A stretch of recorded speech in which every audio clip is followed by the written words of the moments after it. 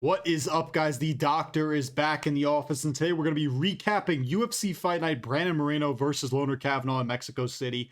And really, overall, solid card. Brandon Moreno looked like absolute shit. Great performance, though, from Lone'er Kavanagh. Let's get right into this one, and let's just get right into this one talking about Brandon Moreno versus Lone'er Kavanagh. Brandon Moreno just looked really washed in this. I mean, Lone'er Kavanagh pieced him up on the feet badly, was able to stuff all of his takedowns, destroyed the front leg of Brandon Moreno really badly. You know Joe Rogan is somewhere in Texas right now going, man, that calf's compromised. It's changing colors. That calf is toast. That calf's done. And it really was, though. I mean, Brandon Moreno was trying to, shake it out, trying to get some feeling back in that calf, and he just couldn't, get it. He really couldn't get any whatsoever. The movement wasn't there from him all fight. He tried to Marab Max and just smudge Lone'er Kavanagh up against the cage for 3 rounds. That failed miserably. I know Lone'er wasn't able to reverse position and kind of get off the fence effectively, but who cares? He stopped all the takedowns. I mean, it wasn't like much damage was being done. Brandon Moreno was kind of kneeing him in the back. And right from the beginning, you kind of saw this wasn't going to be a good performance from Brandon Moreno. I mean, Lone'er just looked so much faster early on, was sneaking head kicks in there. Moreno, I thought, was doing a nice job kind of landing that jab. But Kavanagh just looked so much faster. And again, he committed to beating up that lead leg of Brandon Moreno from the jump. Second round, Moreno was trying to commit to kind of his left hook and blitzing in using that left hook effectively, but just really couldn't land anything.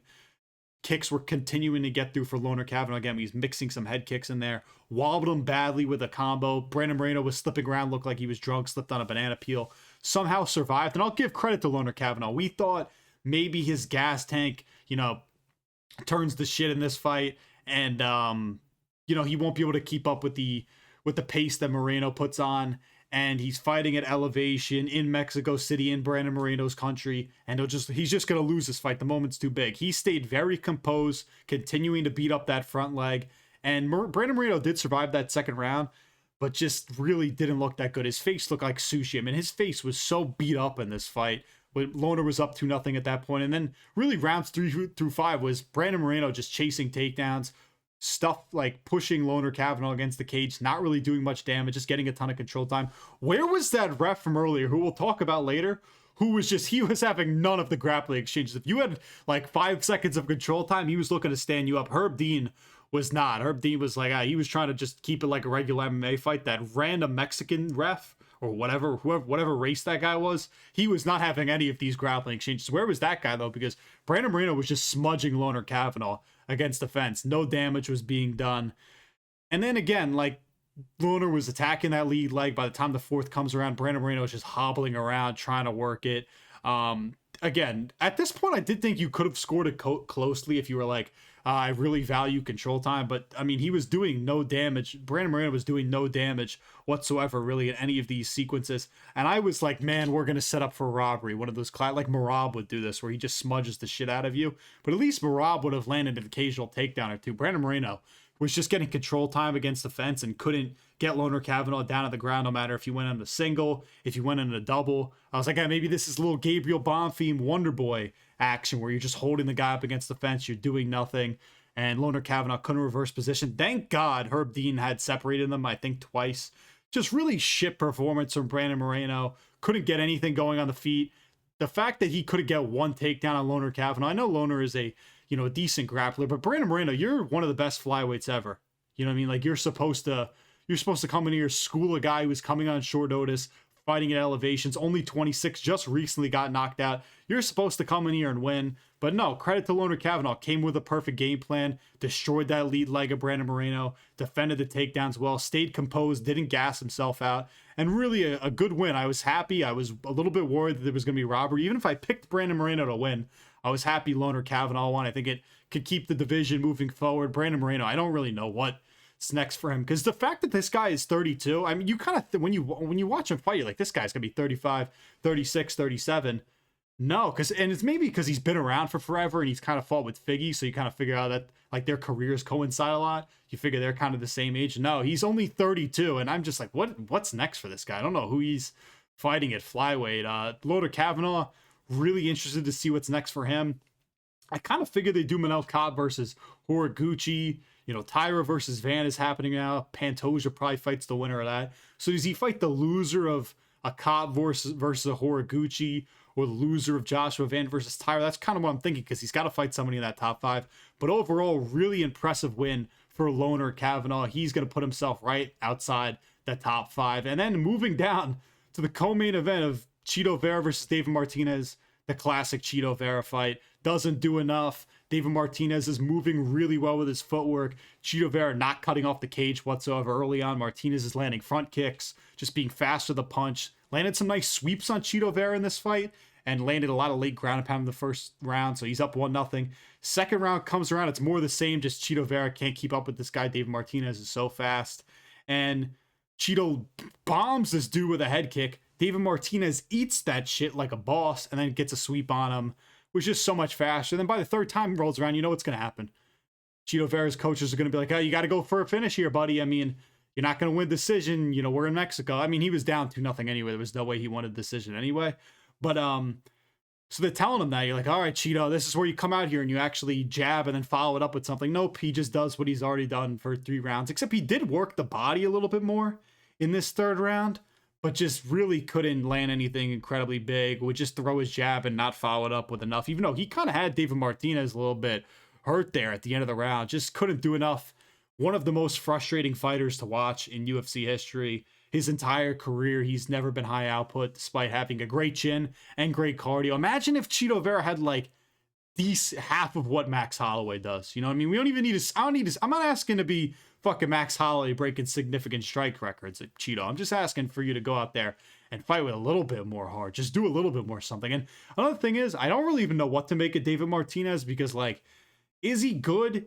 Yes, but I don't think he beats any of the top 8 dudes in bantamweight besides maybe Figgy, and Figgy's, you know, he's a geriatric old man. Would that even really be that impressive anymore? Even then, I mean, Figgy still can kind of move decently. I wouldn't be super convinced that he could do it, but that's kind of what I would see next for David Martinez. As for Chito Vera, you'll just be fighting some other prospects so they can move them up the rankings. But yeah, just not a good performance of Chito Vera. David Martinez, really great footwork. I don't really know what he's great at other than movement. I don't really know if he is like elite level striking or takedowns yet, but good win for him. You know, young guy on a nice win streak. I think he's won like 10 in a row or something crazy like that. Good win for David Martinez, and only like his 3rd fight in the UFC. And thank God the hate watch was successful.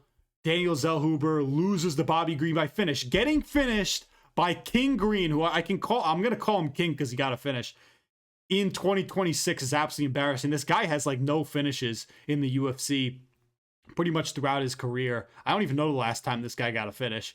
And you lose to him. You have no idea how to use your size. I mean, you're 6'1", we're the same height. You have no clue how to use your size of lightweight, no clue how to use your range whatsoever. You have good jiu-jitsu that you don't use. I mean, you had a buggy choke kind of working, and you wasted all of your cardio trying to land a buggy choke in a UFC match. That really, you see a lot of that. This isn't fucking Craig Jones Invitational over here. But the Bobby Green, I'll say, the only thing that surprised me about Bobby Green's performance, other than him getting the finish, was that he was really mixing in the offensive wrestling. He landed 3 takedowns in this fight. Who would have thought that? I mean, he's just trolling Daniel Zellhuber this whole fight, moving so much faster than, I mean, Daniel Zellhuber, what, you're 20, however old you are, you're younger than Bobby Green by at least 10, 15 years. And you were just getting speed mogged by this guy. He was hitting you with the jab, trolling you, slipping punches, rolling with the punches really well, dodging. Again, that buggy choke thing was comical. Dude wasted all of his cardio to try and submit King Green with that, and it fucking didn't work. Bobby wobbles them. Left rocked him so badly. Daniel Zellhuber didn't even know where he was. Herb Dean literally let Daniel Zellhuber die. And good thing, because Daniel Zellhuber, I have told people for forever, this guy sucks. He's never been good. Beats nobody good. The Michael Johnson fight was proof of that, and then people still picked him to be Bobby Green. Good win for Bobby Green. He invited everybody to a strip club after the fight. That's my guy. He called out Nate Diaz at the White House. I have no clue what's going to happen. Put this guy against Michael Johnson. You know what I mean? Let's have a real unk fight. The 2 owners of Daniel Zellhuber fight, or just give him a prospect. He'll starch them, give him another mid prospect. It's funny because what did Zellhuber fight Esteban Ribovic on like the regional scene, and like used to actually look kind of decent. He just looks so much slower. Like, how are you washed at like your young age? I mean, you're not that old, but whatever. Really bad performance from Daniel Zellhuber, and really impressive from Bobby Green. I'm happy for my guy. Moving down the card, we got Edgar Chairez versus Felipe Bunez. Another kind of weird fight. where like you kind of felt like if one of these dudes just kind of put more combos together and put more pressure on the other, they could have won it decisively. Instead, we get Shirez by split decision. You know, good win from the first round was very odd because Felipe Bunes just takes his guys back and he just is like, you know, backpacking him while standing. So that's really tiring on your legs. And Shirez was defending a rear naked choke, did the Michael Chandler slammed this guy to the ground. Second round was also kind of weird because Shirez is putting more pressure on him. And then there was just in the beginning, and then there was just like a 3-minute period where they really weren't doing anything. Bunes was kind of landing some nice little combos, and there was a nasty nut shot on Edgar Shirez, which was followed up by him realizing I got to lock in and started turning up the pressure. Kind of followed that into round 3.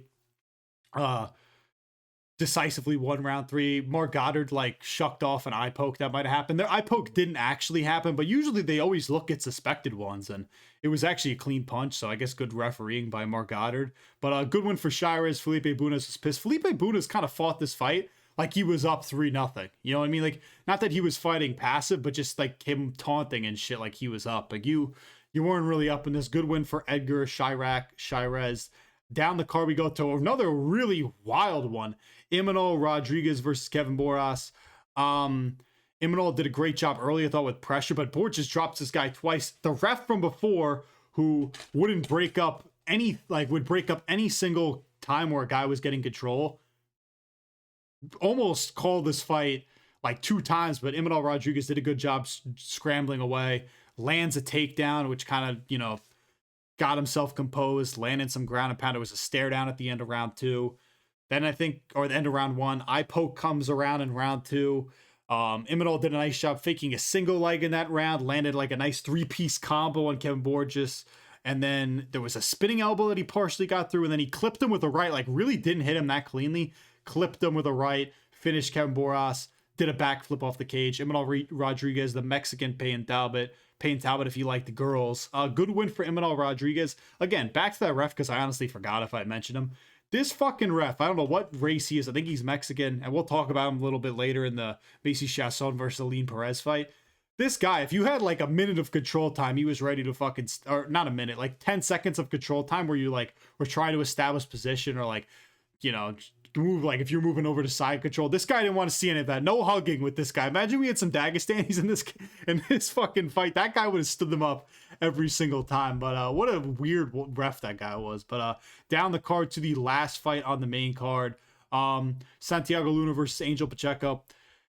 Angel Pacheco, I'll say this about you, buddy. You have a lot of heart. Santiago Luna couldn't get a finish, but was like, he was beating the shit out of Angel Pacheco really throughout this fight. Beautiful combos, slowing him down with, you know, body kicks. Knees up the middle were a big weapon for him. I thought he was going to finish him like a bunch of different times. Like he had Pacheco, you know, beat a lot or just beat up a lot. Had like a, what did he have? A rear naked in there at one point. He had a sub attempt in there. Just a really kind of weird fight. Santiago Luna, only 21, looks like a pretty solid prospect at bantamweight. Overall, again, Angel Pacheco related to Isaiah Pacheco. I don't really know. Good win for Santiago Luna. Can't really say much. He put a beating on me. 155 total strikes, 5 takedowns, a sub attempt. I don't think there was any official knockdowns, but the guy was wobbled a lot. And then moving on to the feature fight on the prelims, Ryan Gandra versus Jose Medina. I mean, Jose the Blob Medina literally got ran through in 2 seconds. Nobody surprised. He contests the stoppage. He like contests the stoppage. I think Herb Dean was the ref, but like the fight gets called off and then he's like jumping around acting like his legs are still there. I mean, this guy sucks. Again, I said this in my predictions for this video, and I know nobody watched it, but this guy somehow has 11 wins as a professional fighter. If you lost to this dude, I hope you're not fighting anymore. He is putting up one of the worst runs we've ever seen in the UFC, next to like Chris Patino, Patchy Mix. Like, this guy is so fucking bad at his job. If you want a free finish, put him up against Jose Medina. I mean, this guy is so bad. But moving down to kind of the fight I was talking about early. What the fuck happened with there? Aline Perez versus Macy Chasson. Aline Perez kind of did what we thought she was going to do. Was a lot better in the grappling exchanges, has a nice ass, was twerking after the fight. There was a great moment, I think it was in the second round, where Aline Perez is on top. I think she was in half guard. You know, she's landing punches, keep in mind, this whole time. And the ref stood them up.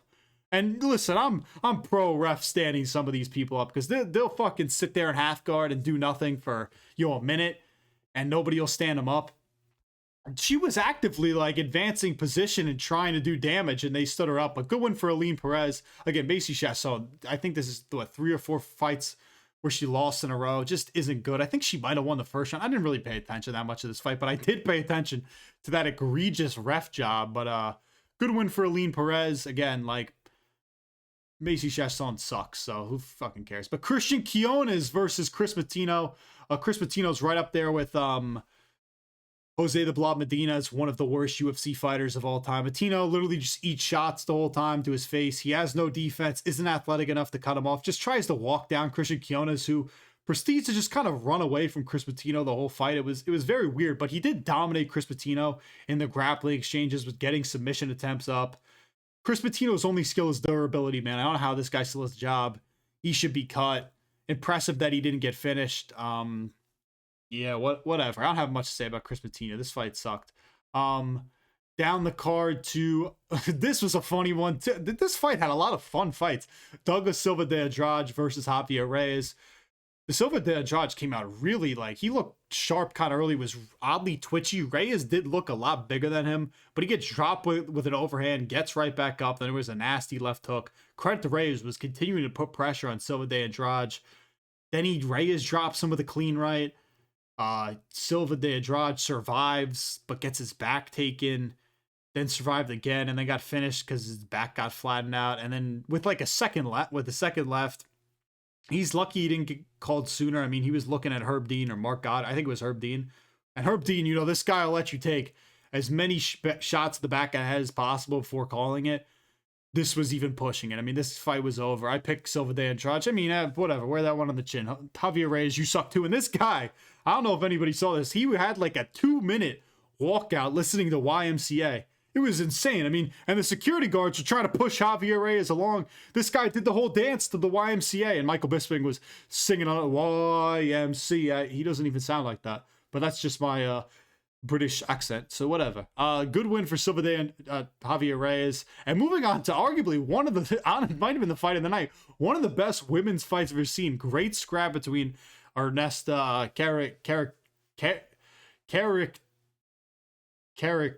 Carricktai versus Regina Tarin. All-time scrap. They just traded bombs the whole fight. There were multiple head clashes, like weird takedowns and sweeps from Regina Tarin. Head kicks were in here. Good one for Tarin. Short notice. Did a great job in the clinch with knees, and her cardio held up elbows. Just was a great blockhead scrap. I mean, this was a great women's fight. This is what I want women's MMA to be. I don't want to see any fucking grappling. I want to see two girls going in there, bar fight, throwing down, overhands, knees, elbows, some shots of their ass in there too. I just want it all. This was a great fight. Regina Tarin, she looked great in this fight in her debut. Great win for her. And then Eric Silva versus Francis Marshall. Eric Silva threw a really nice head kick out of the gate that I think caught Francis Marshall by surprise. Marshall like blasted double leg, side control, half guard, full mount, was trying for an arm triangle. Eric Silva kind of panics, gets into a bad position, looks for the rear naked choke, and he wins it. Made it look so easy. Good win for Eric Marshall, New Jersey's finest, training in Florida now. And then Damian Pinas, he came all over Wes Schultz. I mean, Wes Schultz looked fucking terrible in this. I have no clue what the guy was doing. Couldn't get any of his takedowns going. Damian Pinas just walked this guy down, dropped him with a 1-2 the first time. Schultz survived. Schultz was trying to get mixing grappling. Pinas was sprawling well. Then Pinas drops him with an uppercut and then finishes him with a 1-2. I mean, the amount of 1-2 finishes this guy has is pretty incredible. Wes Schultz is one of those weird ones because he kind of stood in there and like fought kind of aggressively with Mansour Abdul Malik his first time on the Contender Series, and then obviously dominated whoever that random was with the Sulaev stretch where you don't really see. He's really a weird case. I don't think he's good whatsoever, but good one for Damian Pinas. Him versus Ateba Gauthier would be a hilarious middleweight matchup. As for the whole card, really enjoyed it. I thought it was a really fun card, a lot of funny finishes, even though like the name value on this card sucked. Main event was a little bit whatever. Like obviously it was a great performance for Lone'er Kavanagh, but outside of the first 2 rounds, it was a little bit boring because Brandon Moreno decided to just try and smudge Lone'er Kavanagh up against the fence for 3 rounds. And thank God he lost. I mean, again, Biggie stole this guy's prime. He is just not there anymore. Great win for Lone'er Kavanagh. Remember to like, comment, subscribe. The doctor is signing off.